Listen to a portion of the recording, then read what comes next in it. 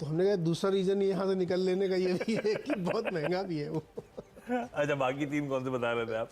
अच्छा, बाकी थीम भी एसी खरीदारी वाली है, जिसमें वी मार्ट, जुबिलेंट फूड और एवेन्यू सुपरमार्ट। देखिए, मैंने एक चीज़ इसमें नोटिस जो मैंने किया बता दूं कि इस बार ज्वेलरी को अगर आप छोड़ दें तो बहुत बिग टिकट साइज़ की शॉपिंग लोगों ने नहीं की है। छोटी टिकट साइज़ की शॉपिंग, जैसे ग्रॉसरीज में तो भयानक भीड़ थी, मतलब खाने पीने इन सब की चीज़ों में बहुत ज़बरदस्त भीड़ थी, या कपड़ों की दुकानों में भीड़ थी। जैसे अब मुझे नहीं लगता कि उतने ज़्यादा एसी बिके होंगे कि जो ऑफ सीजन है तो एसी खरीद लें या 50,000 की टीवी खरीद लें। ये वाली शॉपिंग कम हुई है, 5-10 हज़ार 4,000 इस तरह की शॉपिंग बहुत हुई, या फिर सीधे गोल्ड में हुई है। तो इसीलिए हमने ये रखे हैं यहाँ पे वी मार्ट और एवेन्यू सुपरमार्ट।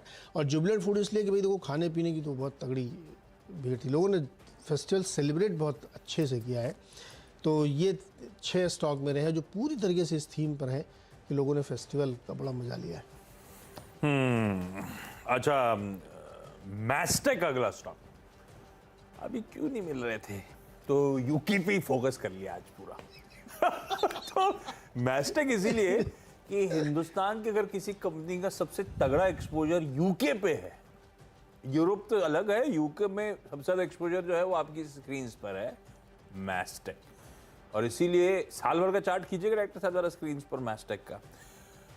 लास्ट काउंट मुझे याद पड़ता है यूके/यूरोप से इसके 75% रेवेन्यूज आते हैं, इस तरह का एक्सपोजर रखते हैं। और उसमें भी यूके गवर्नमेंट कॉन्ट्रैक्ट्स लार्जली उस पे।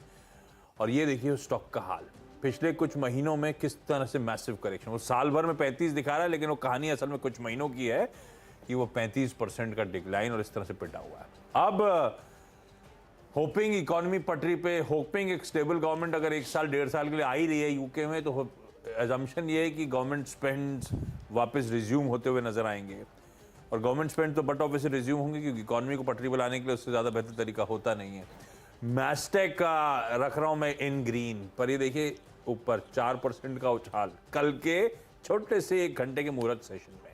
वो इसीलिए था कि जो हम अजम्पशन लेके आज बैठे हुए हैं, पंच करने वाले ने कल ही वो अजम्पशन पंच कर रखा है।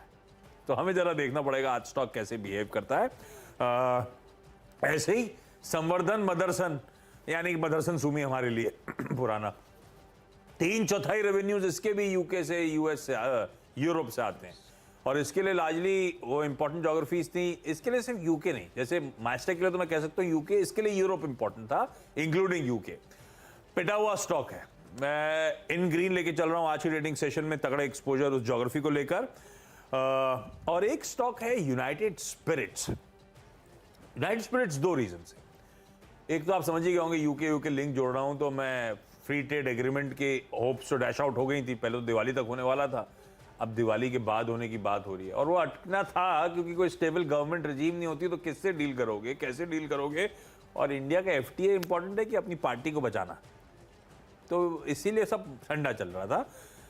एक तो एफटीए का तड़का होगा, दूसरा एफटीए का तड़का अपनी जगह। इसके साथ जो वीकेंड पे नंबर्स आए एक्सपेक्टेशन से काफी बेहतर है, इसीलिए कल के मुहूर्त सेशन में यूनाइटेड स्पिरिट्स अच्छा भी करके गया। हम जितना मार्जिन डिक्लाइन एक्सपेक्ट कर रहे थे उससे कम मार्जिन डिक्लाइन हुए। और प्योरली वो प्रीमियमाइजेशन जो है वो वॉल्यूम ग्रोथ को लीड कर रहा है। यानी कि इसने वो स्ट्रैटेजी बनाई थी, आपको याद होगा, प्रेस्टीज एंड अबव पे ज्यादा फोकस, नीचे के ब्रांड्स हटाना शुरू करे थे, रिजेक्ट करा था यूनाइटेड स्पिरिट्स। अब वो जो प्रीमियमाइजेशन टूल पकड़ रहा है, उसका फायदा इन नंबर्स में देखने को मिल रहा है।